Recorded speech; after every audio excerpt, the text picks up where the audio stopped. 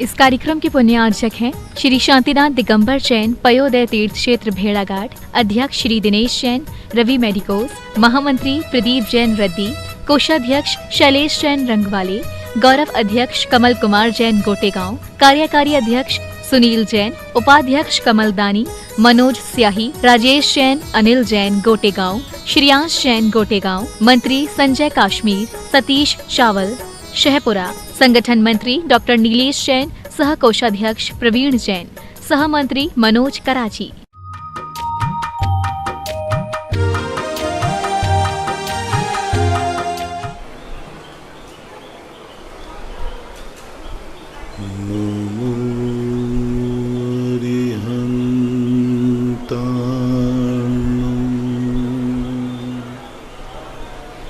नमो सिद्धार्णो नमो आयर्याणो नमो वज्रायाणो नमो लोये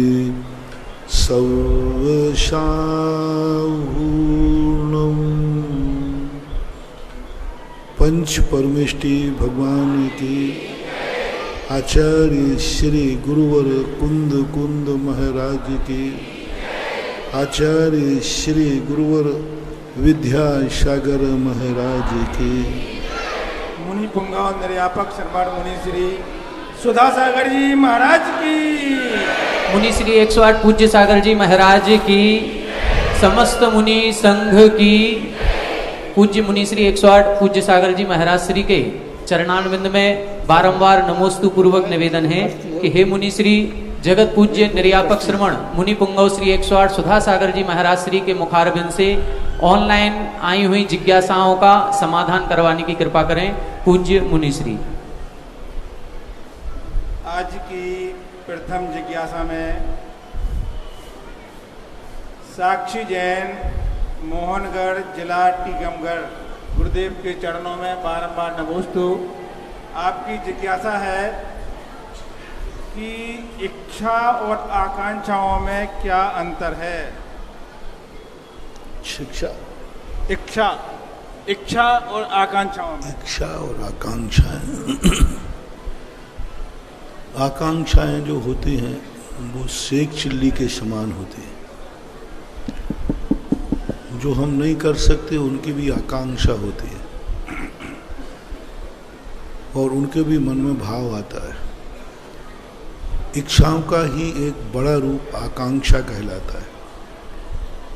इच्छा थोड़ी सामान्य होती है, आकांक्षा और बड़ी हो जाती है, ऐसा मानना चाहिए। मनीष जैन आगरा गुरुदेव के चरणों में बारंबार नमोस्तु। आपकी जिज्ञासा है कि आपने अपने प्रवचन में यह कहा था कि अगर कोई बच्चा पैसे खर्च करवा कर मर जाए तो यह समझना चाहिए कि यह हमारे पूर्व भव का बैरी था। तो मेरी जिज्ञासा यह है कि महाराज जी हम अपने ही बच्चे को दुश्मन कैसे समझें, समाधान करने की कृपा करें। वो तुम्हारे बस की बात नहीं है, वो तो हमारे ही बस की बात है, इसलिए कह दिया। क्योंकि वो तुम्हें कभी कल्पना आ ही नहीं सकती, क्योंकि उसने ऐसा ही निदान बांधा था कि इनको तो यही पता चले कि मेरा बेटा मरा है। वो तो साधु संत जान पाएंगे कि बेटा नहीं मरा है, पूर्वभव का भैरी मरा है। तुम्हारा तो मोह का आवरण है ना, तुम कैसे कह सकते हो? लेकिन कर्म सिद्धांत जो है, तुम्हें दुख देकर के कोई व्यक्ति जाता है, दुखी करता है, वो कोई ना कोई तो रहस्य उसमें है। क्योंकि कर्म सिद्धांत कहता है कोई दुखी तुम्हें जब ही कर सकता है जब तुमने उसको दुखी किया होगा। किसी के कारण से दुखी तुम जब हो सकते हो जब उसको तुमने दुखी किया होगा, इसके बिना नहीं आ सकता। और आगम में ऐसे उदाहरण, मैंने तो उदाहरण सहज समझाया था। वो तो जिनेंद्र भगवान ने कहा, मैं तो क्या कहूँगा, मैं तो बता रहा था। और तुम्हारे उदाहरण दिया शकुनी मामा का। गंधार नरेश का प्रत्यक्ष उदाहरण है और शास्त्रों में ऐसी बहुत सारी कथाएं हैं। पीयूष जैन, बड़ा गांव, धसान। गुरुदेव के चरणों में कोटि कोटि नमोस्तु। आपकी जिज्ञासा है कर्म निर्जरा और कर्मों का नाश करना, ये दोनों का मतलब एक ही होता है कि अलग अलग अर्थ होता है? कर्म निर्जरा और कर्मों का नाश, तो एक नाश अपनी थोड़ी भाषा सामान्य भाषा है और निर्जरा थोड़ा साहित्यिक भाषा है, ऐसा मानो। पूजा जैन, देहली। गुरुदेव के चरणों में कोटि कोटि नमोस्तु। आपकी जिज्ञासा है कि चातुर्मास में कलश स्थापना करते हैं तो स्थापना के समय कौन सी जाप करना चाहिए? हाँ? चातुर्मास में कलश स्थापना करते हैं तो उस समय कौन सी जाप करना चाहिए? जाप आप लोग तो भगवान नमोकार मंत्र की जाप दो, बाकी जितनी जाप हैं हम दे लेंगे। आपको तो एक मंत्र दिया है, वही ठीक है। नमोकार मंत्र आपके लिए बहुत अच्छा है, बाकी कितनी जापें की जाती हैं चतुर्मास की, वो सब तुम्हारा काम भी मैं ही कर लूँगा, क्योंकि तुम तो उसमें बहुत जाप ले लोगे चतुर्मास का और पता नहीं काय के लिए कहाँ कहाँ फिरोगे। शिवी जैन, सागर। गुरुदेव के चरणों में कोटि कोटि नमोस्तु। आपकी जिज्ञासा है कि आपने जिज्ञासा समाधान में कहा था कि नौकरी वाली बहू नहीं लाना चाहिए। अगर किसी लड़की ने डॉक्टर की पढ़ाई की है और उसका उद्देश्य पैसे कमाने का ना होकर सेवा का भाव है, तो क्या अपना काम जारी रखे और उसको बहू के रूप में स्वीकार कर सकते हैं क्या? पहले अपना लोटा छानो। तुम बहू ला रहे हो तो दुनिया की सेवा करने के लिए ला रहे हो, तो अपने कुल को चलाने के लिए ला रहे हो। नेताओं के बच्चे प्राय बिगड़े रहते हैं क्योंकि वो दुनिया को सुधारता रहता है और स्वयं बिगड़ता रहता है। तो वधू जो लाई जाती है वो कुल वधू कहलाती है। कुल की सुरक्षा करना, कुल को संरक्षित करना, कुल को संस्कारित करना, इस पर ज़्यादा विचार करना चाहिए। देखो, इन सब चीज़ों पर जो कही जाती हैं, मजबूरी की बात अलग है। मेरा उद्देश्य है कि शौक नहीं होना चाहिए। कोई भी कमाने की ज़रूरत नहीं, इतना पैसा है फिर भी एक सर्विस कर रहे हैं, तो ना तो वो बहू सुरक्षित है और बहू के आगे आने वाली संतान वो भी सुरक्षित नहीं है और आपका परिवार भी सुरक्षित नहीं। इसलिए मजबूरी की बात अलग है। गरीबों की बराबरी मत करो। गरीब तो बेचारा मजबूर है। घर चलाने के लिए महिला पुरुष एक मजदूर में, पूरा परिवार मजदूरी पे जाता है, पूरा परिवार। अभी आई हुई बहू है, 3 दिन 4 दिन नहीं हुए और उसको मजदूरी पे जाना पड़ा। कई मजदूर ऐसे हैं। एक बार एक देवगढ़ में जब जीर्णोद्धार चल रहा था, मूर्तियों का जीर्णोद्धार चल रहा था, एक मूर्ति सुधारने वाले आए।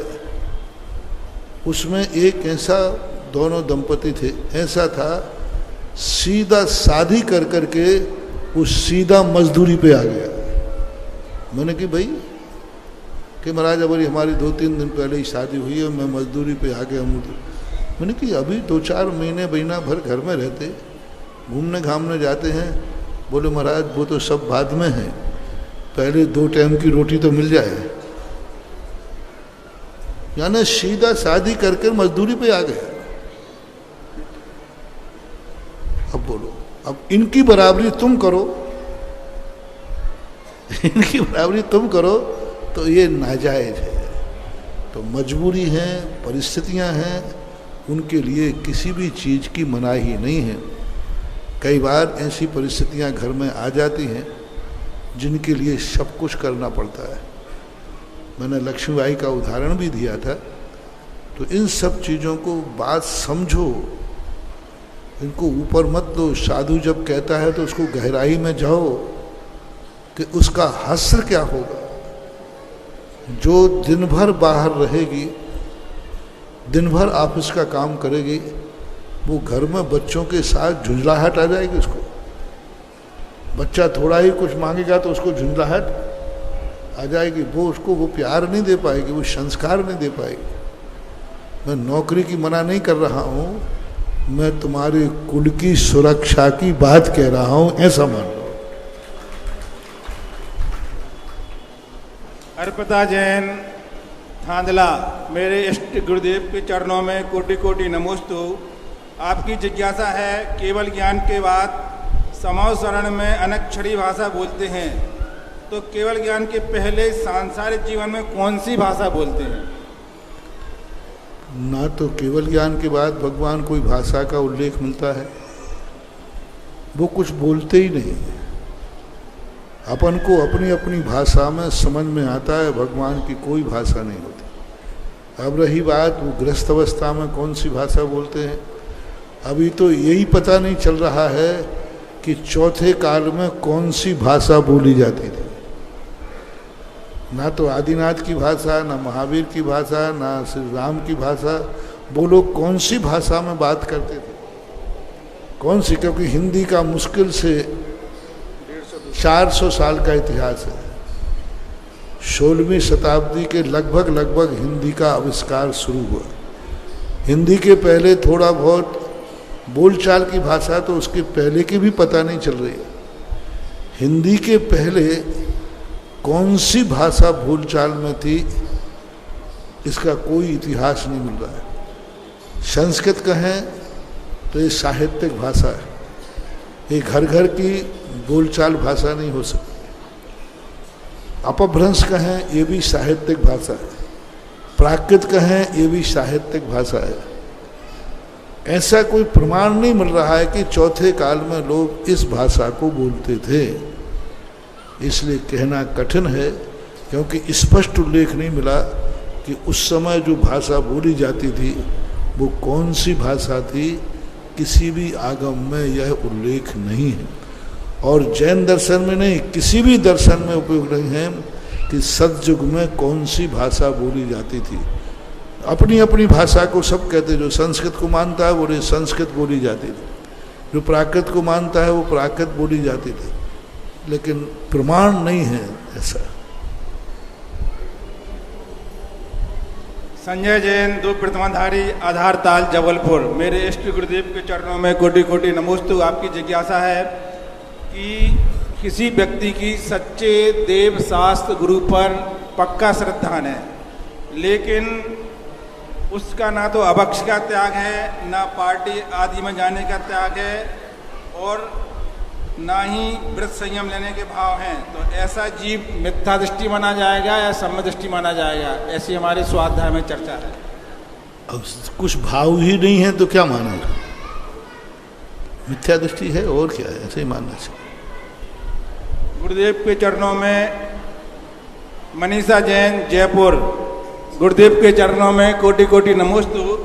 आपकी जिज्ञासा है, हे गुरुवर, हमारे मंदिर में मूल नायक भगवान सड़क से दिखाई देते हैं, तो सड़क पर साफ करने वाली जो महिला है वह बहुत ही अच्छे भाव से दर्शन रोज करती है, और अगर उस समय अभिषेक शांतिधारा हो रही है तो एक किनारे बैठकर देखती है, तो इससे उसके कौन से पुण्य कर्म का बंध हो रहा है? और अगला अच्छा बंध है। जो भी धर्म को किसी भी रूप में सुनता है, पुण्य का बंध उसे होता ही है, उसकी होनहार अच्छी है, भली है। रेखा जैन, सागर, गुरुदेव के चरणों में कोटि कोटि नमोस्तु।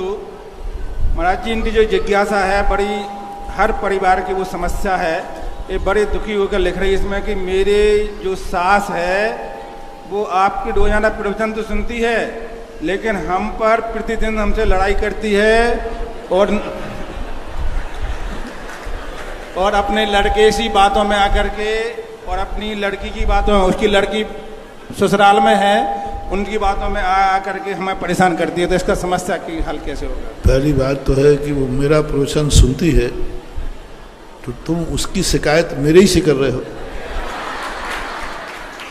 तो अब ऐसा करो, तुम भी प्रवचन सुनने लग जाओ, और दोनों प्रवचन सुनोगे तो दोनों को पता चल जाएगा कि दोनों को क्या करना है, और दोनों मेरे अनुसार चलोगे, सब झगड़े खत्म हो। दोनों के लिए मैं बोलता हूँ। और शायद अभी एक पक्ष का प्रश्न आया है, यदि अनुमति दो तो पंचायत के अध्यक्ष को भेज करके सासू से तुम्हारा प्रश्न भी लिया जाए, जिसकी तुम शिकायत कर रहे हो उससे पूछा जाए कि तुम्हारी बहू के संबंध में क्या विचार है। फिर वो जो प्रश्न करेगी फिर हिम्मत होगी सुनने की। जी महाराज जी, घर घर की समस्या है, हर घर की समस्या कैसे निपटे? कोई समस्या नहीं, ये सब चोर चोर मौसेरे भाई हैं। सासू कम नहीं है तो बहू कम नहीं है, बहू कम नहीं है तो सासू कम नहीं है। दोनों का एक हाथ से कभी ताली बजती ही नहीं है। एक बहू, सासू और बहू थे दोनों। सब लोग कहते बहू बहुत सीधी है, बहुत सीधी। उसने, पड़ोसी ने कभी उसकी आवाज़ ही नहीं सुनी, और सासू की सब सुनते थे। सब कहते थे कि सासू है, दुष्टन है, निर्दयी, बहू को खाई जाती है, बहू तो गऊ है, गऊ। कभी आवाज़ ही नहीं सुनी। बात क्या थी कि सासू को कुछ भी करती वो बोलती नहीं, बेटे पानी दे दो, बेटा रोटी दे दो, बस ये दिखा दो। और वो अब सासू तो सासू है, तुनतुनाती, बाहर पहुंच जाती। तो थोड़ी देर के बाद सासू बोलते बोलते थक जाती है, फिर धीरे से जाती, माँ जी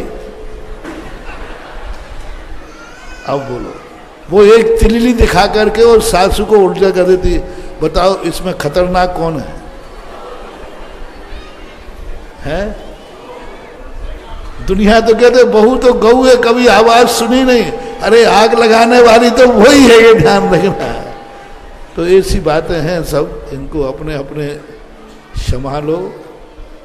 दोनों की कहीं ना अपनी सासू का नेचर समझो, और नेचर समझ करके उसके अनुसार प्रयास करो, तो शायद वो आज तुम्हें जो दुश्मन दिख रही है, कल वो जगदम्बा बन करके तुम्हारी माता भी बन सकती है। नेचर समझो।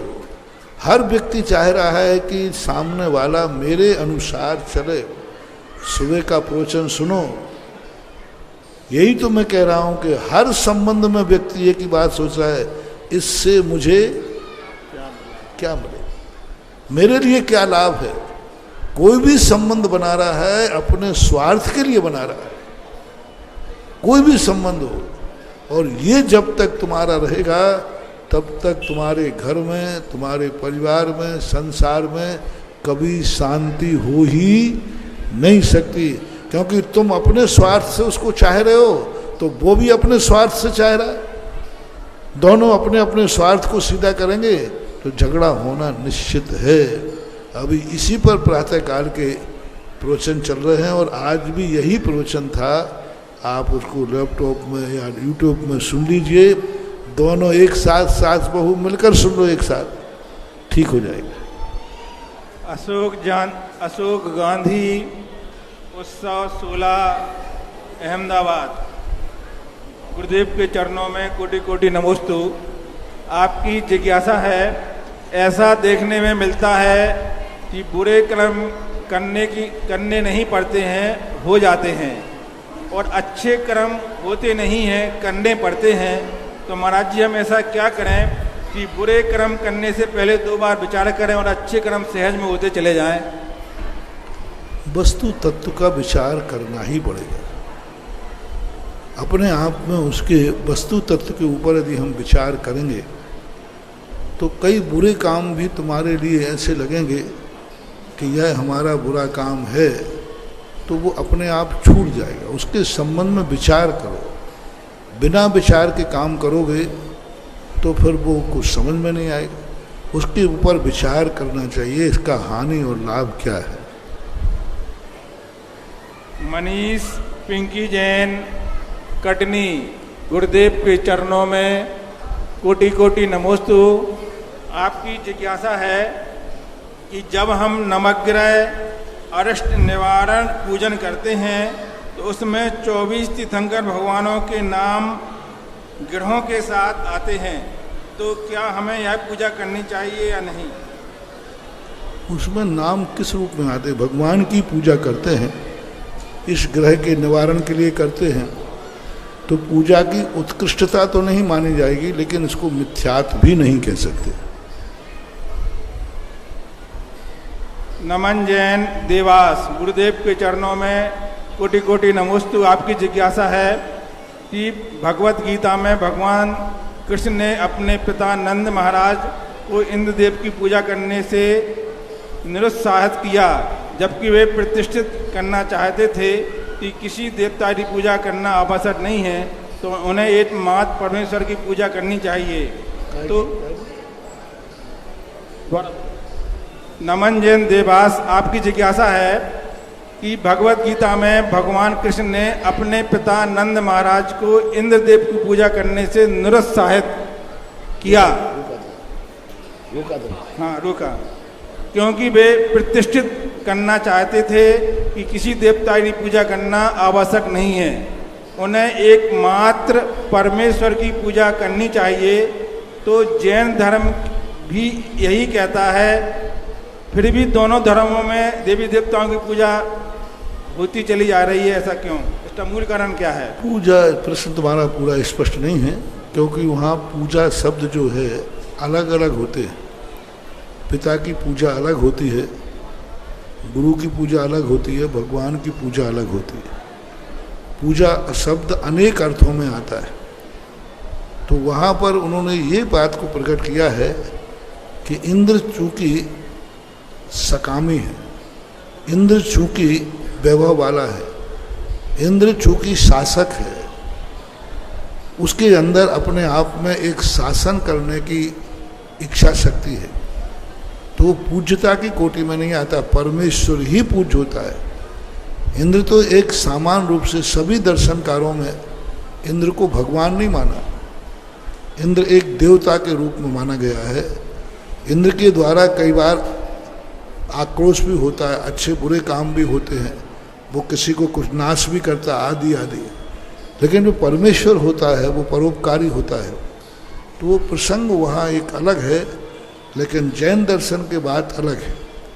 जैन दर्शन में परमेश्वर इंद्रादि को किसी भी अपेक्षा से पूजनीय नहीं कहा, किसी भी अपेक्षा से उनको वंदनीय नहीं कहा। जैन दर्शन का सिद्धांत अलग है। जैन दर्शन तो भगवान को 18 दोषों से रहित मानता है, और देवता आदि जो होते हैं ये एक संसारी प्राणी हैं, आपके समान वो भी ग्रस्त हैं, ना तो वे वंदना के योग्य हैं और ना ही नमस्कार के योग्य हैं, ना ही वे आरती के योग्य हैं, ना ही वो पूजा के योग्य हैं।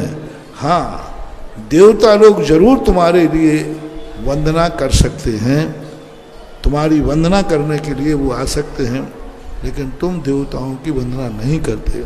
इसलिए जैन दर्शन में क्षेत्रपाल, पद्मावती, इंद्र आदि के सब वंदनीय नहीं है, अर्चनीय नहीं है, क्योंकि वह एक प्रकार के ग्रस्त ही हैं। अर्चित जैन, जबलपुर, गुरुदेव के चरणों में कोटि कोटि नमोस्तु। आपकी जिज्ञासा है, धोती पहनकर झाड़ू लगा सकते हैं?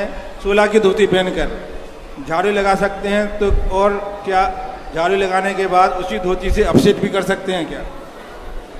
अब झाड़ू कहाँ लगाना, तुमका सड़क पे झाड़ू लगा के कर सकते नहीं। अरे भाई, धोती पहने हो, बेदी को साफ कर दिया तो कर दिया झाड़ू से। अब बेदी, भगवान की बेदी साफ कर दी। अब तुम कहो कि जहाँ दुनिया के लोग पैर पड़ रहे वहाँ पोछा लगाएं तो नहीं लगा सकते। झाड़ू की परिभाषा होना चाहिए, कहाँ लगा सकते हैं।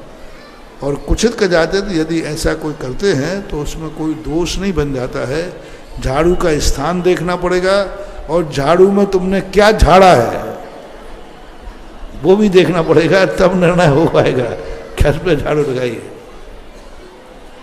ऑनलाइन जिज्ञासाओं के पश्चात जिनवाणी चैनल, सुधा कनस चैनल और आदिनाथ चैनल के समक्ष बैठे हुए सभी भक्तगणों की ओर से और यहाँ पर साक्षात गुरु चरणों में विराजित सभी भक्तों की ओर से मुनि द्वय के चरणों में बारंबार नमोस्तु नमोस्तु नमोस्तु। आज के जिज्ञासा समाधान कार्यक्रम में प्रथम जिज्ञासा करेंगी श्रीमती संगीता वैसाखिया, नंदीश्वर मंडल, टीकमगढ़। मंडल की सभी बहनें एक साथ खड़ी हो जाएंगी और इसके बाद तैयार रहेंगे श्रमण संस्कृति संस्थान सांगानेर के अंतर्गत संचालित आहार जी गुरुकुल के प्राचार्य महोदय श्रीमान अभिषेक जी शास्त्री और शिक्षक ऋषभ जी शास्त्री। महाराज श्री सहस्रकूट में कुछ नाम अभी एक प्राप्त हुए हैं।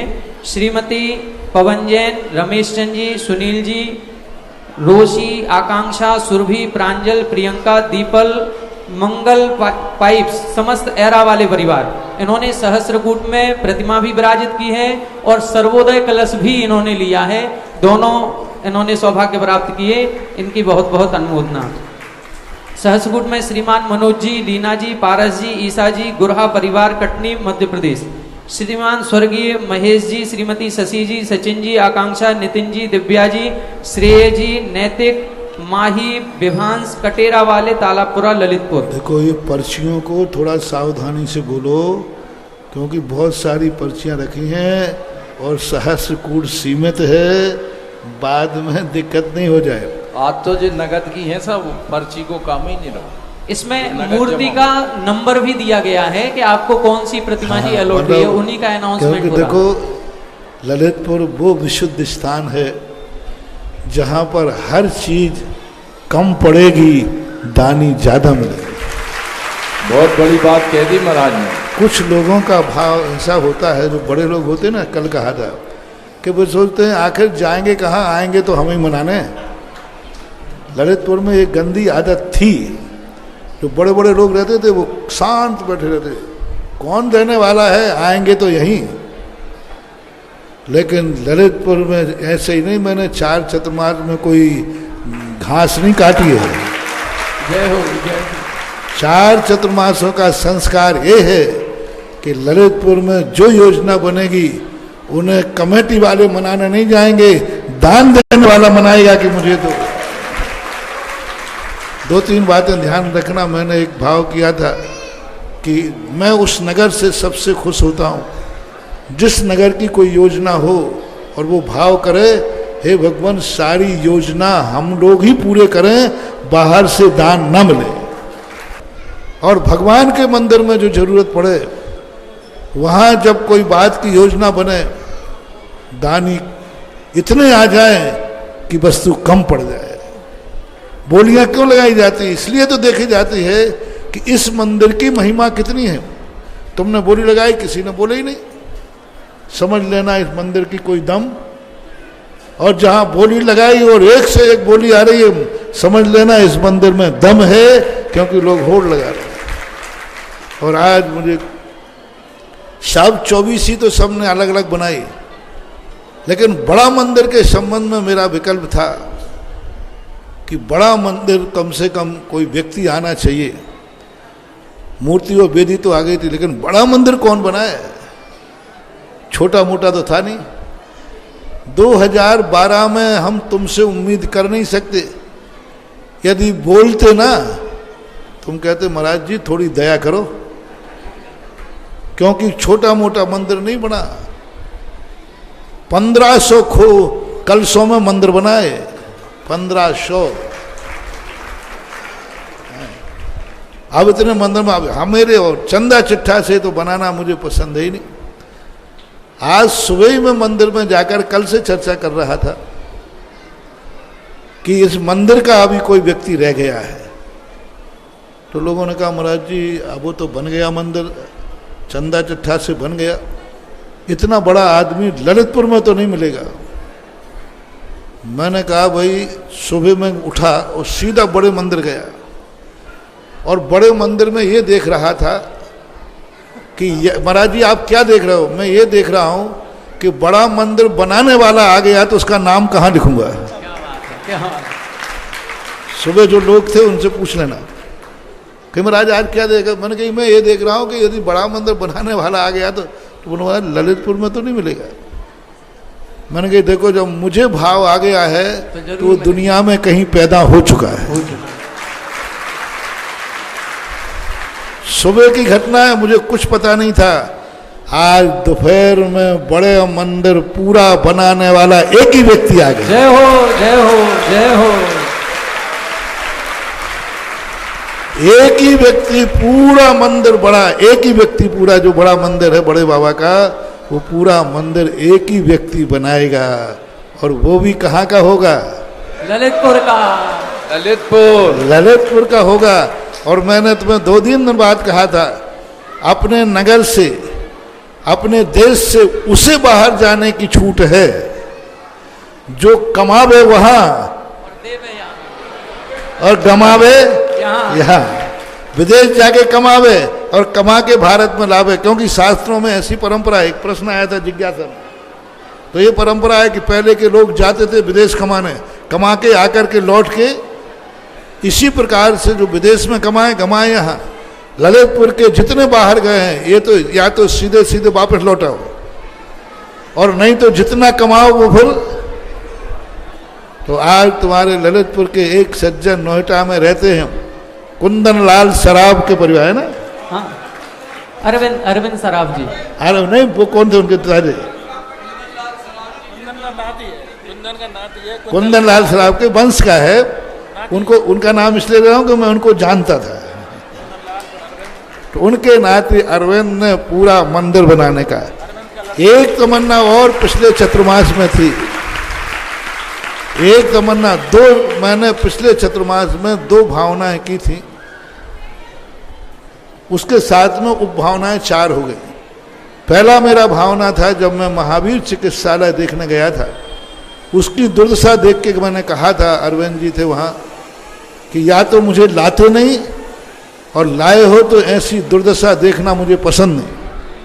और उसी दिन मैंने प्रवचन कहा था और सारे ललितपुर को उसका सदस्य बनाया था। और जब से वो चिकित्सालय बिल्कुल ऑक्सीजन सिलेंडर पे पहुंच गई थी, बल्कि वेंटिलेटर पे, और आज वो ऐसी हो गई। मेरी भावना थी, राजस्थान में लोग आए, मैंने एक ही भावना थी, ये चिकित्सालय बहुत बढ़िया आधुनिक चिकित्सालय बनना चाहिए, कम से कम 5 मंजिल का बनना चाहिए। आज वो भी इच्छा पूरी हो गई। महावीर चिकित्सालय आधुनिक रूप से 5 मंजिल का बनेगा और एक ही परिवार बनाएगा। जय हो, जय हो। पूरा एक ही परिवार बनाएगा।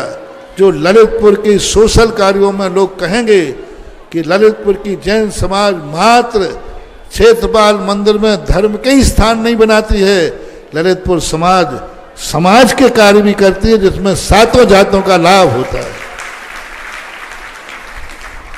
अब 2-3 काम रह गए।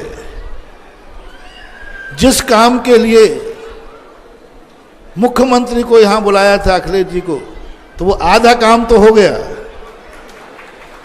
लेकिन अभी आधा काम क्या, पौन काम उधर कर रह गया। समझ गए हो सारा, चांद मारी। और दूसरी वेदना मुझे है, एक हमारे बहुत लोकप्रिय क्षुल्लक गणेश प्रसाद वर्णी की जो अनमोल देन है वर्णी कॉलेज, उसका विकास होना चाहिए। बहुत जरूरी है मां, बहुत बढ़िया कॉलेज बनना चाहिए, बहुत अच्छा।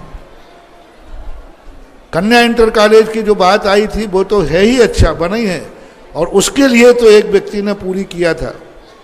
कन्या इंटर कॉलेज के संबंध बालिका का है ना, जो डोड़ा घाट में, हाँ, उसको अच्छा बनाने के लिए एक बार हम बहुत सारी जमीनों पर घूमे थे। उसमें तुम्हारे एक व्यक्ति ने अपनी बात आवाज करके, शराब जी, राजन शराफ ने अपनी जमीन पर स्वयं विद्यालय बना करके और कन्या इंटर कॉलेज का विकास करने के लिए संकल्पबद्ध थे। वो आज भी हैं, वो नक्शा मांग रहे, और वो पूरा विद्यालय बना करके अपनी तरफ से राजेंद्र शराफ बैठे, मंदिर बना दिया पूरा 24 बना करके, और मंदिर पंचायत के नाम रजिस्ट्री कर दी और पूरा बना रहे। विद्यालय भी पूरा बना करके वो समाज को सुपुर्द करने वाले हैं कन्या इंटर कॉलेज के लिए और विकास करने के लिए। अब रह गया अपना वर्णी इंटर कॉलेज। अब इसकी और तमन्ना पूरी हो जाए तो ललितपुर के जो मेरा दावा काबा कर्जा फर्जा है, सब मैं ब्याज के चुक गया। जय हो गुरुदेव। फिर मैं कह दूंगा भाई अब ललितपुर वाले गड़बड़ मत करो, जो था सब हो गया। आज नेत्र चिकित्सालय की बात सुनकर के बहुत अच्छा लगा, और बड़े बाबा का मंदिर एक व्यक्ति के द्वारा निर्मित होकर के और कुछ हो तो बता देना, पर्ची मर्ची भेज देना। बच्चों ने महाराज जी एक ही चाहना है, बस बिजोलिया जैसे लगातार 2 दे दियो, हम लोग सब पूरा कर लें। बहुत जय हो, जय हो। हाँ, बिजोलिया को 3 चतुर्मास मिल गए हैं, 2 लगातार हो गए। नहीं नहीं नहीं नहीं नहीं, अरे राम राम राम राम।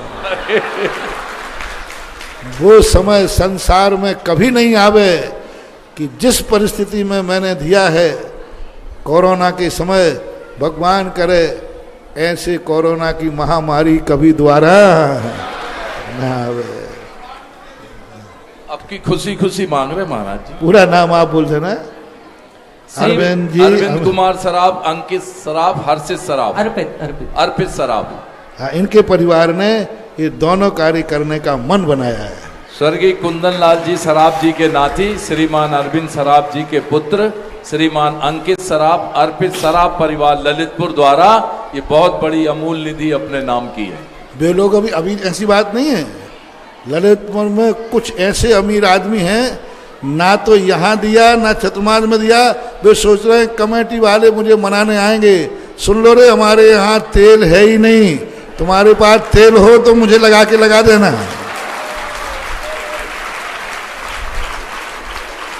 जय हो। महाराज श्री, आगम में हमने पढ़ा है कि जब समोसरण की रचना होती है तो सौधर्मेंद्र कुबेर को आज्ञा देता है, तब जाकर के सौधर्मेंद्र की आज्ञा से कुबेर समोसरण बनाता है। लेकिन यहाँ आप तो ऐसे चलते फिरते सौधर्मेंद्र बैठे हैं कि जिनको कुबेर को आज्ञा नहीं देनी पड़ती, केवल मन में विचार करना पड़ता है, और आपके कुबेर 1500 कलश की राशि देकर के और इतना बड़ा समोसरण मंदिर बनाने का विचार कर लेते हैं। ऐसे आप चलते फिरते हमारे सौधर्मेंद्र हैं। सौधर्मेंद्र को हमने नहीं देखा, हमने तो केवल आपको ही देखा है, आप ही हमारे सौधर्मेंद्र कुबेर या मुनि पद के सामने कहाँ लगता है? सबसे बड़ा वो तो अपने आप में काम करके अपने जीवन को धन्य मानता है कि हमें मुनिराज के चरणों में सेवा करने का मौका मिला। ऐसा ही एक और प्रसंग है महाराज श्री, ललितपुर में दानवीरों के साथ साथ होनहारों की भी कमी नहीं है। हमारे श्री राकेश जी सतभैया परिवार के पहले एक पुत्र ने IAS टॉप किया था और IAS में सिलेक्शन हुआ था। आज उनके द्वितीय पुत्र प्रतीक जैन ने भी IAS में बहुत सफलता हासिल की है। आए और श्रीफल अर्पित करें। ऐसे ही हमारे श्रीमान अभय कुमार जी जैन के सुपुत्र अक्षत जैन ने भी इस वर्ष IFS की परीक्षा पास की है, IAS के समकक्षी है। दोनों आए परिवार सहित और श्रीफल अर्पित करें, आशीर्वाद लें, और इस भावना के साथ आशीर्वाद लें कि हम कभी भी धर्म धर्मायतन और समाज सेवा के प्रति सदैव समर्पित रहेंगे।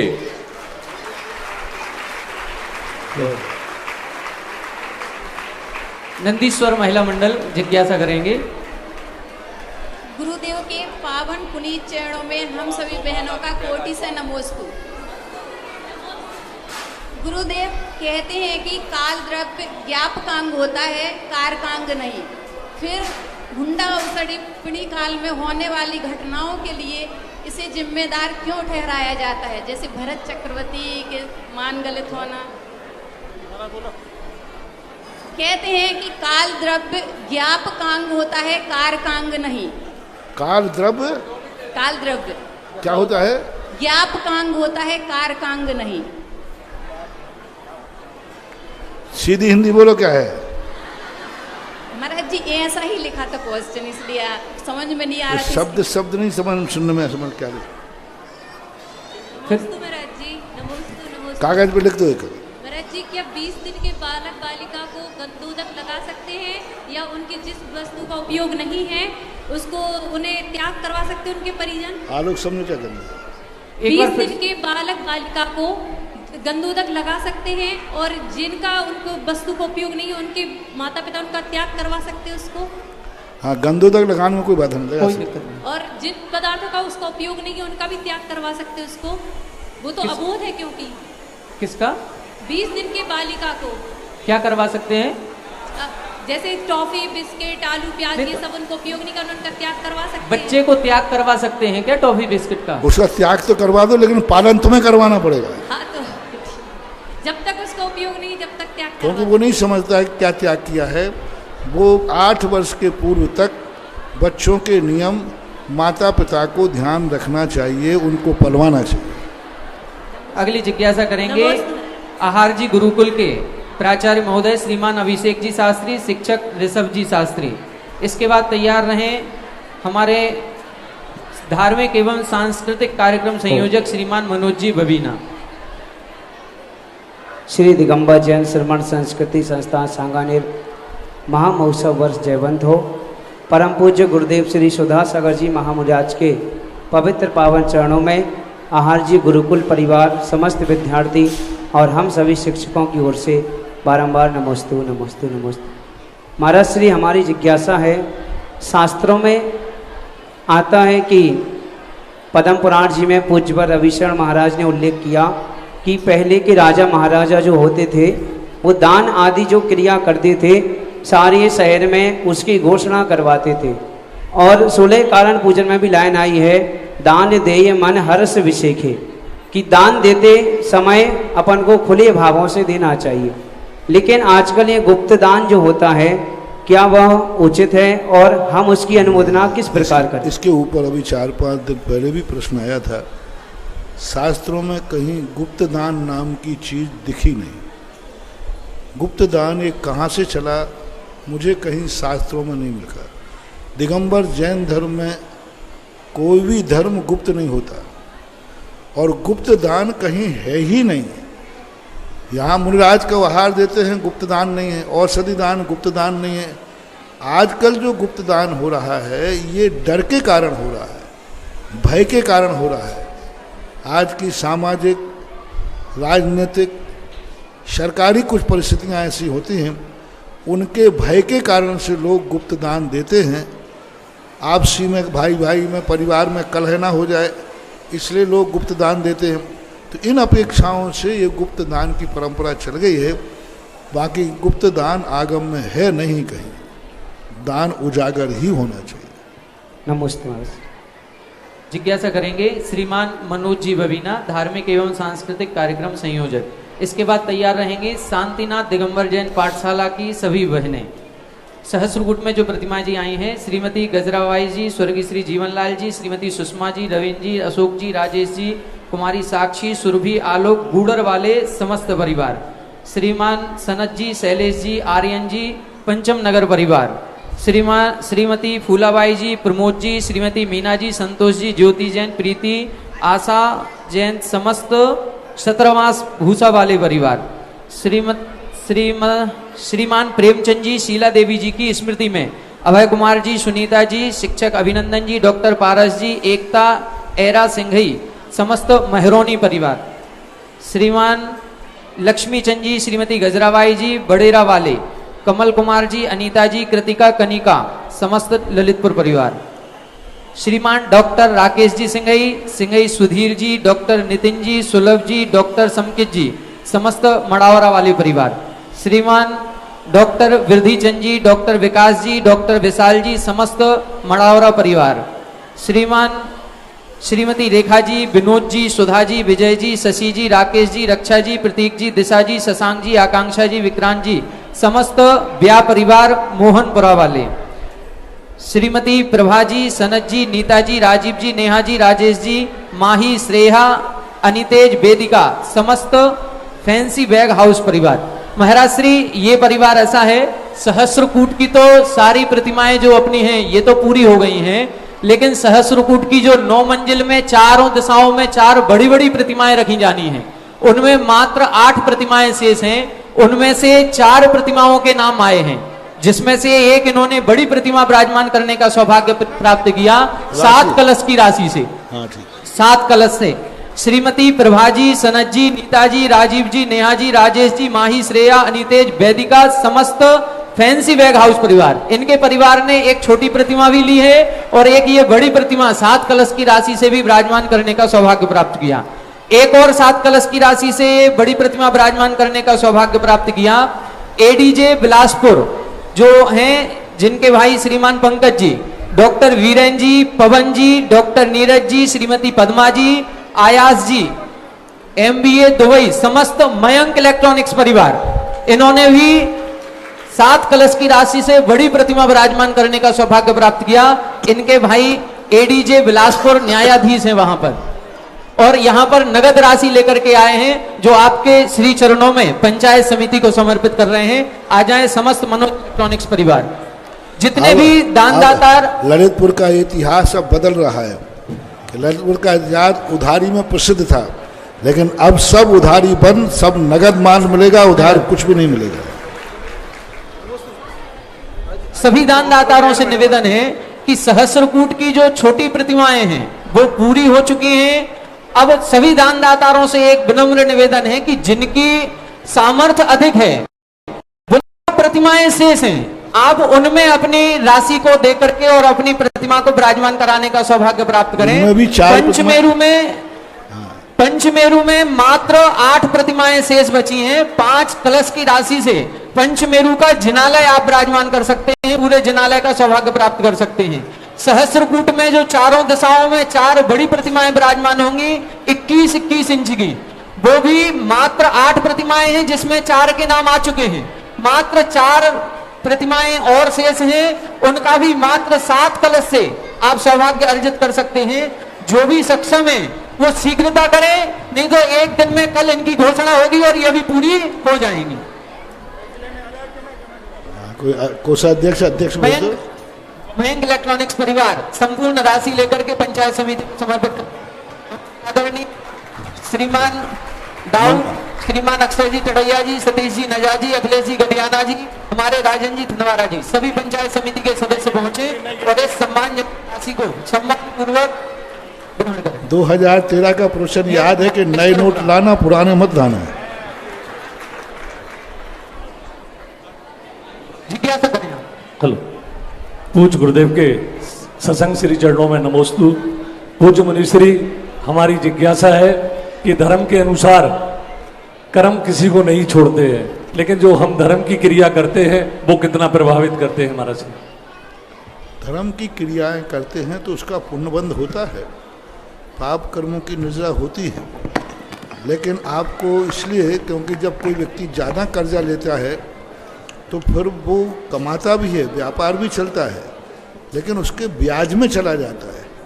इसी प्रकार वर्तमान में जो धर्म की क्रियाएं करते हैं, पूर्व में किए हुए पापों के सामने वो धर्म क्रिया इतनी कम होती है कि वह थोड़ा थोड़ा निर्जरा कराती है। बाकी धर्म की क्रियाएं की ही इसलिए जाती हैं जिससे कि पापों का शमन हो, पापों की निर्जरा हो और पुण्य की श्री वृद्धि हो। नमोस्तु महाराज। कुछ नाम और प्राप्त हुए हैं, इसके बाद तैयार रहेंगी शांतिनाथ दिगंबर जैन मंदिर पाठशाला की सभी बहनें। सभी एक साथ खड़े हो जाएंगे, एक प्रश्न पूछेंगे। कुछ नाम और भी प्राप्त हुए हैं। श्रीमान प्रमोद कुमार जी, जयेश जी, महेश नगर इंदौर, श्रीमान स्वर्गीय लक्ष्मीचंद जी, स्वर्गीय फूलाबाई जी, डिब्बा वाले परिवार, अनिल जी, अरविंद जी, ब्रजेश जी, वलची, श्री सहस्रकूट की प्रतिमाओं के लिए, श्रीमान राजेश जी, मीना जी, अंकित जी, सेरोन कला वाले समस्त परिवार, श्रीमान लक्ष्मीचंद जी, कमल कुमार जी, अनीता जी, कृतिका, कनिका, उज्जवल, समस्त बड़ेरा वाले परिवार। सर्वोदय कलश में एक नाम प्राप्त हुआ है, श्रीमान प्रकाश चंद जी, महेश कुमार जी, रोहित जी, शुभम सिंघई, समस्त अनय आरव, समस्त अनोरा वाले परिवार। भक्ति कलश विराजमान करने का सौभाग्य प्राप्त किया श्रीमती रामबाई जी, श्री राजेश जी, अनीता जी, चिराग जी, निशी, आन्या जी, समस्त बैराड जिला शिवपुरी। जितने भी भक्ति कलश जो विराजमान कर रहे हैं उन महानुभावों से भी निवेदन है कि भक्ति कलश मात्र 1 कलश की राशि में है और आप थोड़ा सा और बढ़ाएं। 1 कलश 51 श्रीफल, तो उसमें सर्वोदय कलश, उसकी साइज भी बड़ी होगी, कलश की भावनाएं भी बहुत हैं, ऊर्जा भी अधिक होगी, वो विराजमान करने का सौभाग्य प्राप्त होगा। और साथ ही विशेष पुण्य फल उसमें जो मिलना है वो पूज्य गुरुवर के पाद प्रक्षालन करने का भी सौभाग्य मिलेगा, चित्र अनावरण करने का भी सौभाग्य मिलेगा, दीप प्रज्वलन करने का भी सौभाग्य मिलेगा और पूज्य गुरुवर के प्रवचनों के पूर्व जिनवाणी भेंट करने का भी सौभाग्य उनको प्राप्त होगा। तो जो भी महानुभाव जिन्होंने भक्ति कलश लिया है, यदि वो चाहें तो थोड़ी सी राशि को अपना और बढ़ा करके सर्वोदय कलश में अपने नाम को प्रमोट कर सकते हैं, या अन्य जो भी महानुभाव लेना चाहें वो सर्वोदय कलश लें, जिससे अन्य सौभाग्य भी आपको मिल सके। जिज्ञासा करें शांतिनाथ दिगंबर जैन मंदिर की सभी पाठशाला की सभी बहनें। इसके बाद तैयार रहेंगे श्रीमान अशोक जी जैन गुवाहाटी। पूज्य गुरुदेव के चरणों में मेरा त्रिवार नमोस्तु नमोस्तु नमोस्तु। महाराज जी, हम शांतिनाथ मंदिर पाठशाला की बहन हैं। हमारी पाठशाला को 3 महीने हुए हैं, अभी शुरू हुए। तो हमारी जिज्ञासा ये है कि हम प्रतिदिन पाठशाला में बच्चों को एक नियम पालन करने के लिए देते हैं। कुछ बच्चे तो बहुत अच्छे से नियम का पालन कर लेते हैं, परंतु कुछ छोटे बच्चे हैं उनसे उल्लंघन हो जाता है। कभी भी भूल जाते हैं या फिर नियम का इतना महत्व नहीं समझ पाते। तो हम उनको उनका महत्व कैसे समझाएं नियम का? कोई बात नहीं, वो भूल जाते उनको पुनः याद करा दो। याद कराने पर 2 दिन पालन करेगा, फिर भूल जाएगा, फिर याद करा देना। बच्चों को याद कराना पड़ता बार बार, धीरे धीरे वो संस्कार में आ जाएगा। अथवा उनके परिवार के माता पिता को बता दो कि भाई बच्चों ने ये नियम दिया है, आप इसका पालन कराएं। इसका उपाय तो यही है। कभी कभी महाराज जी रात्रि भोजन का हमने त्याग करवाया तो माता पिता भी खिला देते हैं बच्चों को। बच्चे तो दिन भर खाते नहीं है जो बच्चे, तो वो कहते हैं अरे खा लो बेटा, कुछ नहीं होता। अब तो उसमें दोष हमें लगेगा, हम बहनों को, बच्चों को, या माता पिता को? नहीं, इसके लिए अब तुम कुछ नहीं कर सकते। जिसके माँ बाप ही खिला रहे हैं तुम क्या करोगे? माता बैरी पिता शत्रु ये न बालो पाठिता। अब वो माता पिता ही जब उसके बैरी हैं तो अपन क्या कर सकते? कुछ नहीं, अपना काम करे, उसमें अपन को कोई दोष नहीं लगता है। नियम देने में पुण्य लगता है, नियम तोड़ता है तो देने वाले को कोई दोष नहीं होता। नमोस्तु महाराज जी, नमोस्तु। इसके बाद तैयार रहेंगे श्रीमान अशोक जी गुवाहाटी से हमारे बीच में हैं, और इसके बाद कुमारी साहिनी जैन जबलपुर। महाराज श्री अभी जिन्होंने भक्ति कलश लिया था उन्होंने अपने नाम को परिवर्तित करके सर्वोदय कलश में अपना नाम करा दिया है। श्रीमती पवन जैन, श्रीमान रमेश जी, सुनील जी, मंगलम पाइप्स परिवार। जिज्ञासा करें। नमोस्तु गुरुवार, नमोस्तु गुरुवार, नमोस्तु गुरुवार। गुरुवार पूछने से पहले मैं आपसे क्षमा चाहूंगा। अपने जैन मंदिरों में, जैन तीर्थ धर्मशालाओं में, अपने जैन मंदिरों में जो धर्मशालाएं वगैरह होती है, वहाँ की व्यवस्था वगैरह में अपने से स्वच्छ सब जगह होती है, अपने में नहीं होती है महाराज श्री। ये क्यों? और अपने जो गंधोदक की जो प्रक्रिया जो होती है, सुबह जो कलश करते हैं अपन, वो गंधोदक रखने का स्थान कहाँ होना चाहिए? गंधोदक रखने का स्थान कहाँ होना चाहिए? मुझे भी अभी तक नहीं मिला शास्त्रों में। जैसे महाराज श्री आज मैं कोलाकोट गया था। सुनो मेरी बात, मैंने भी ये खूब खोजने का प्रयास किया। शास्त्रों में मुझे सारे मंदिर के आइटम मिल गए, थाली मिली, रकाबी मिली, ठोना मिला, सब मिला, लेकिन कहीं शास्त्रों में गंधोदक के पात्र नहीं मिले। नहीं महाराज श्री, मेरा कलश जो करते हैं ना अपन, जो कलश करते हैं, जो अभिषेक होता है, वो जो धारा जो होती है, जो कलश करते समय जो धारा बहती है, शांति धारा जो होती है ना, हाँ, तो जो शांति धारा करते हैं, जो उनके जो उनको क्या बोलते हैं आप, जो नीचे जो अपन कहते हैं बर्तन जो बोलते हैं, घर पे धारा बहने के बाद जो पात्र रखते हैं ना, हाँ, तो वो वही पात्र तो बता रहे हैं। जहां पर व्यवस्था हो वहां पर रख लें, जहां से अपने गंधोदक की धारा बहेगी। अब समझ गया खुद, मतलब गंधोदक का जहां पर वो एक गंधोदक जहां आता हो वहां रख दो। ऊपर भी रख सकते हो, नीचे चौकी रख सकते हो, कहीं भी वो उसके लिए कोई सुविधा नहीं है। जहां आपकी सुविधा कोलाकोट में देखा था अपने चरण के ऊपर, मतलब नीचे अपन जो, हाँ, तो चौकी लगा के रख दो। इतना तो विवेक होना चाहिए कम से कम। तो महाश्री वहाँ चौकी नहीं थी महाराज है, चौकी नहीं थी वहाँ पे। चलिए ठीक है, वहां की व्यवस्थाएं सुधार लेंगे, वहां की कमेटी से बात करके। चलिए अगली जिज्ञासा करें कुमारी साहिनी जैन जबलपुर। इसके बाद तैयार रहेंगे भाई गौरव जैन वैद्य पहलवान। आप तैयार रहें। नमोस्तु महाराज श्री। महाराज श्री, मेरा प्रश्न ये है कि पहले के लोग इंसान को प्यार तथा पैसे का उपयोग किया करते थे, लेकिन आज के लोग इंसान का उपयोग तथा पैसे से प्यार करते हैं, ऐसा क्यों? सदा से यही रहा बेटा। बहन भली ना भैया, सबसे भलो रुपया, सदा से रहा। ये तो लक्ष्मी है, संसार में लक्ष्मी का बहुत महत्व होता है। रही बात कभी अच्छे हो कभी बुरे, आज भी ऐसे लोग हैं जिन्हें धन से प्यार नहीं है, परिवार से प्यार है। पहले भी लोग थे जिन्हें धन से प्यार था, परिवार से नहीं। तो ये तो समय समय से चलते रहते हैं। आज चूँकि अर्थ का युग है, व्यक्ति जान रहा है कि अर्थ के बिना मेरी ज़िंदगी कुछ भी नहीं है, और भौतिक और पाश्चात्य चकाचौंध सबसे ज़्यादा प्रेम टूटने का मूल कारण कर रहा है विदेशी संस्कृति का संपर्क। जब इतनी ज़्यादा भारत की विषैली संस्कृति प्रवेश करेगी उतनी ज़्यादा ये भौतिकता बढ़ेगी। नमोस्तु महाराज श्री। भाई श्रीमान गौरव जी वैद्य, इसके बाद तैयार रहेंगे मड़ावरा से पधारे डॉक्टर राकेश जी सिंघई, डॉक्टर बिरदी चंद जी सिंघई। गुरुदेव के चरणों में बारंबार नमोस्तु नमोस्तु नमोस्तु।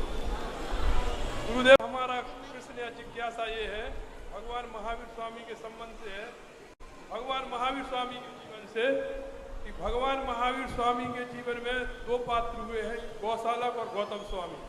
गौतम स्वामी महावीर स्वामी के पास समूह शरण में जाते हैं, 1.25 लाख प्रश्न पूछते हैं और वो उनके अनन्य भक्त बन जाते हैं, वो गणधर स्वामी कहलाते हैं।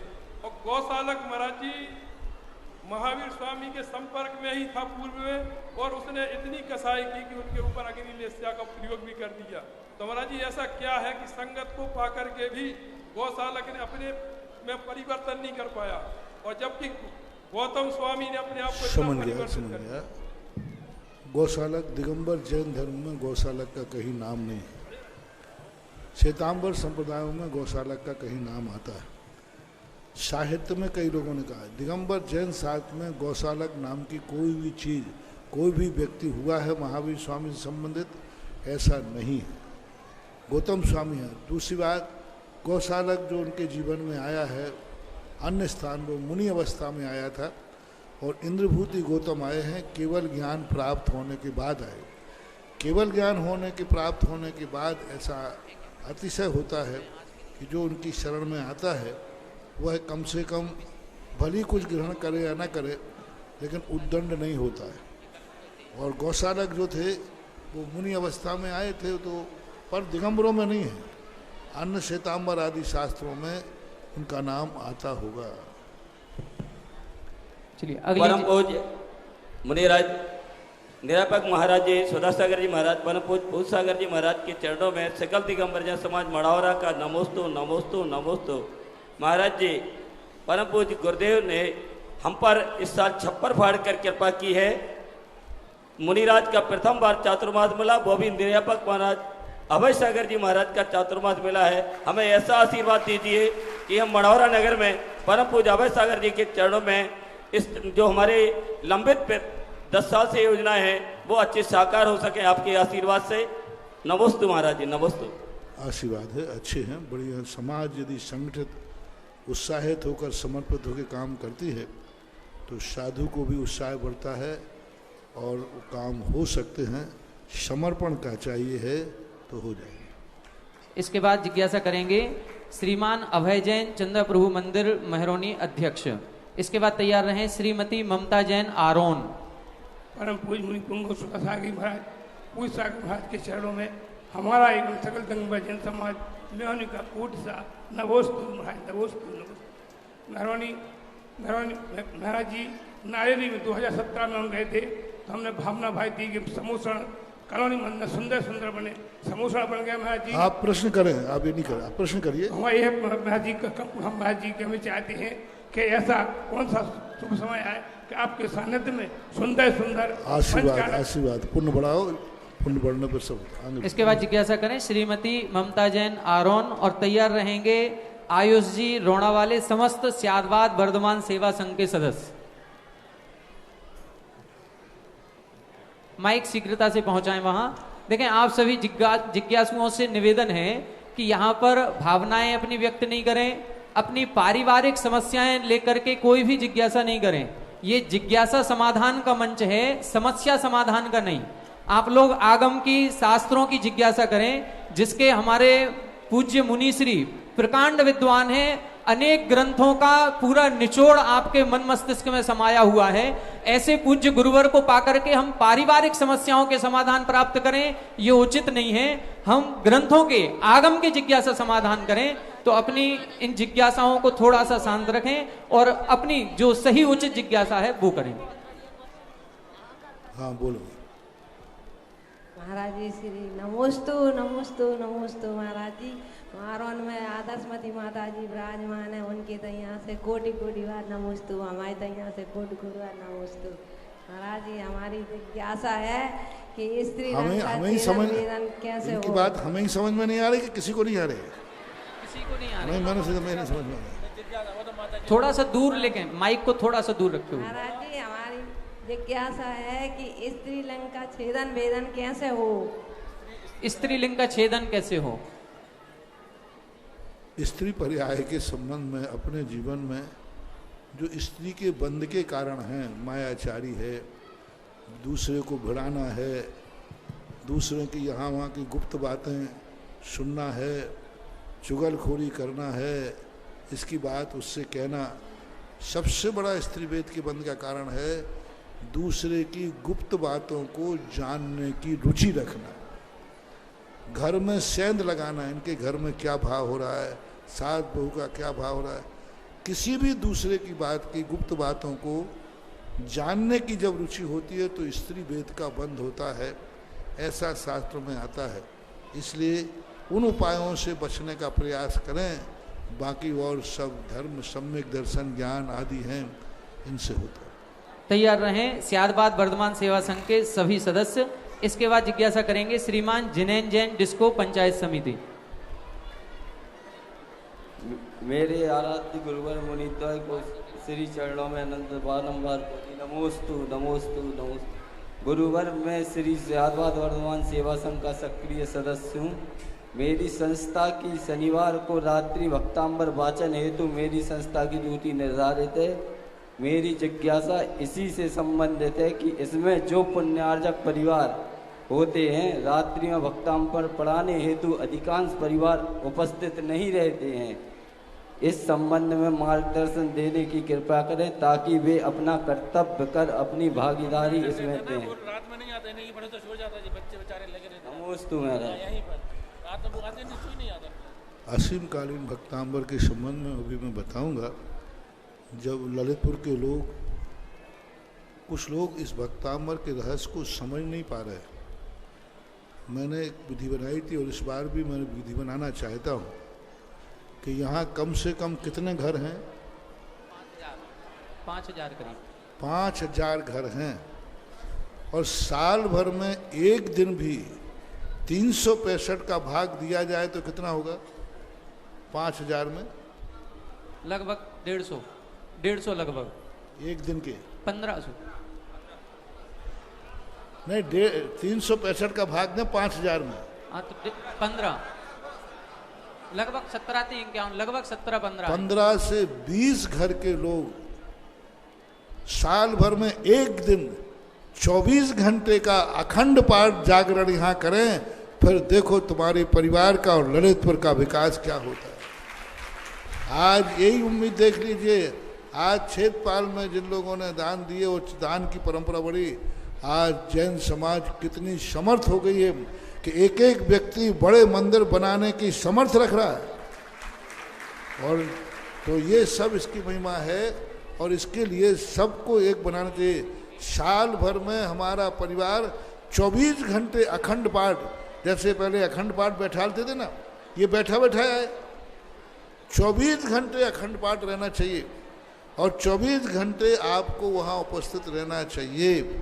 ऐसे परिवारों को अभी एक आध दिन कभी आएगा प्रसंग तो इसको लूँगा कि एक एक दिन का, साल भर में एक दिन 24 घंटे अखंड परिवार पूरे परिवार को करना है। ऐसे एक दिन में 15 परिवार हो जाएंगे 365 में, और 15 परिवार यदि 24 घंटे जागेंगे तो 2-2 घंटे भी नहीं मिलेंगे हैं। तो ये करना चाहिए। रात्रि का महत्वपूर्ण इसलिए जरूरी है कि जिस समय सबका समय होता है उस समय भक्तांबर पाठ पढ़ने में 33 नंबर मिलेंगे और जो रात के 11 से 3 बजे के बीच में पढ़ेंगे उनको 99 नंबर मिलेंगे। क्योंकि उस समय, इस समय तो लोग भीड़ देख करके बैठ जाते सुविधा, और कई लोग तो अभी जो बैठेंगे इनको 23 नंबर मिलेंगे। वो समय जो रात्रि का होता है, सबसे बड़ी तत्व दृष्टि एनर्जी देखो साधुओं को जो चिंतन करते दिन में नहीं होता, हो अर्ध निशा का सन्नाटा वन में वनचारी चरते हो, तब शांत निराकुल मानस तुम तत्वों का चिंतन। रात्रि में जो चिंतन होता है, रात्रि में जो भक्तांबर पाठ उस समय अर्धरात्रि में पढ़ा जाता है, उसकी शक्ति, उसकी एनर्जी। और कभी तुम रात्रि में बैठे हो और कोई देव ने तुम्हें रात्रि में पढ़ते देख लिया तो वो इतना प्रसन्न हो जाएगा कि तुम्हारी जिंदगी की पवारा कर देगा। इस समय रात्रि में भक्तांबर पाठ, ऐसे भी पंचम काल में लोग हैं, पंचम काल में ऐसे भी लोग हैं कि जो रात्रि में भक्तांबर पढ़ रहे हैं। कोई सम्यक दृष्टि देवता तुम्हें ऐसा वरदान दे देगा कि तुम्हारे जन्म जन्म भी सुधर सकते हो। इसलिए रात्रिकालीन जो भक्तांबर है उस पर ज़्यादा परिवारों को जोड़। अरे साल भर में एक बार रात्रि में जागोगे, एक बार, और जो भक्तांबर के लिए रात्रि में जाग गया उसे जिंदगी में कभी बीमारी से नहीं जागना पड़ेगा। हाँ, क्योंकि वो भक्तांबर में जागा है तो फिर नहीं जागना पड़ेगा। रात्रि के भक्तांबर की योजना को अभी मैं 2-4 दिन बाद इस पर विचार करूंगा और एक ऐसा बनाए इस भक्तांबर को कि ये भक्तांबर भी एक दिन गिनीज बुक में लिखा जाए कि सबसे ज्यादा बार भक्तांबर कहाँ पढ़ा गया, ऐसा।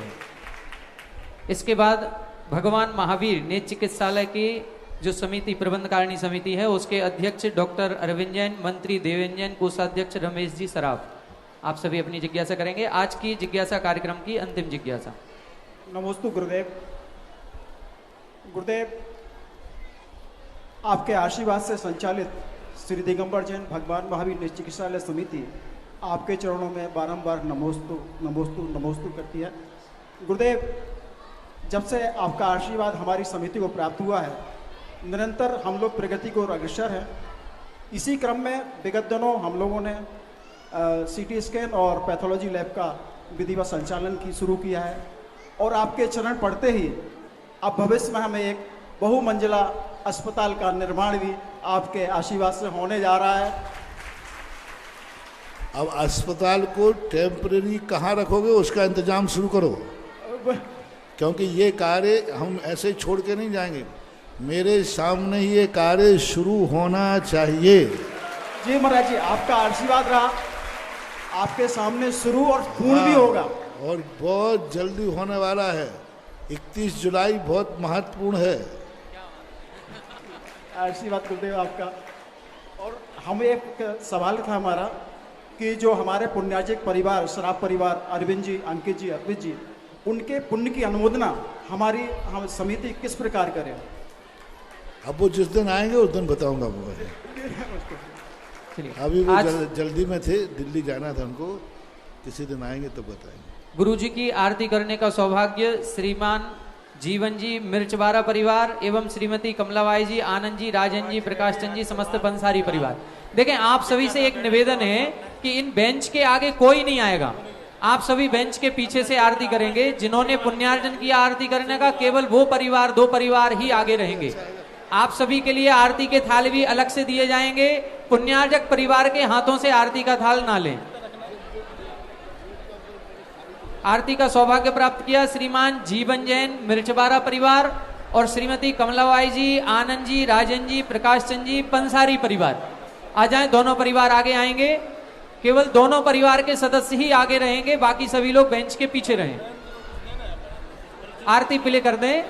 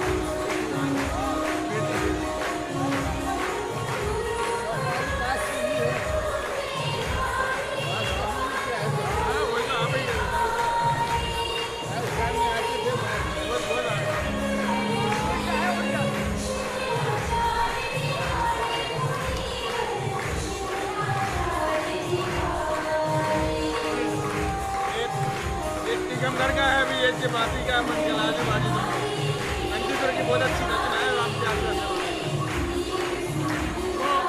सामने जो हॉल बना रहा है उसको दिखाना मेरा।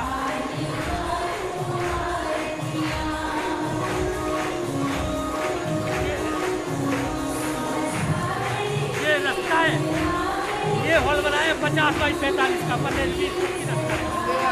नहीं कॉलम और बीम खड़े हो गए हैं, छत डालनी है इसकी, 2 मंजिल बना रहे हैं इसकी, लगभग 3000 फुट का हॉल बन रहा है। जैसे भक्ति कलश हो रहा है, वो भी कलश के स्थान में देखा है।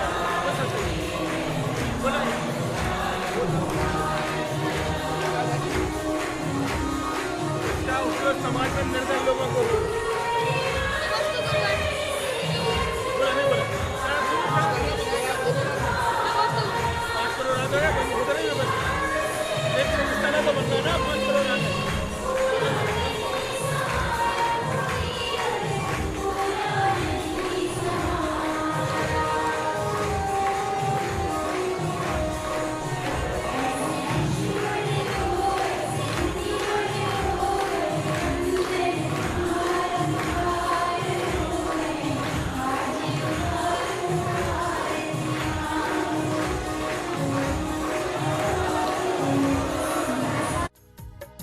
इस कार्यक्रम के पुण्यार्चक थे श्री शांतिनाथ दिगंबर जैन पयोदय तीर्थ क्षेत्र भेड़ाघाट, अध्यक्ष श्री दिनेश जैन, रवि मेडिकोस, महामंत्री प्रदीप जैन रद्दी, कोषाध्यक्ष शैलेश जैन रंगवाले, गौरव अध्यक्ष कमल कुमार जैन गोटेगांव, कार्यकारी अध्यक्ष सुनील जैन, उपाध्यक्ष कमल दानी, मनोज स्याही, राजेश जैन, अनिल जैन गोटेगांव, श्रेयांश जैन गोटेगांव, मंत्री संजय काश्मीर, सतीश चावल शहपुरा, संगठन मंत्री डॉक्टर नीलेश जैन, सह कोषाध्यक्ष प्रवीण जैन, सह मंत्री मनोज कराची।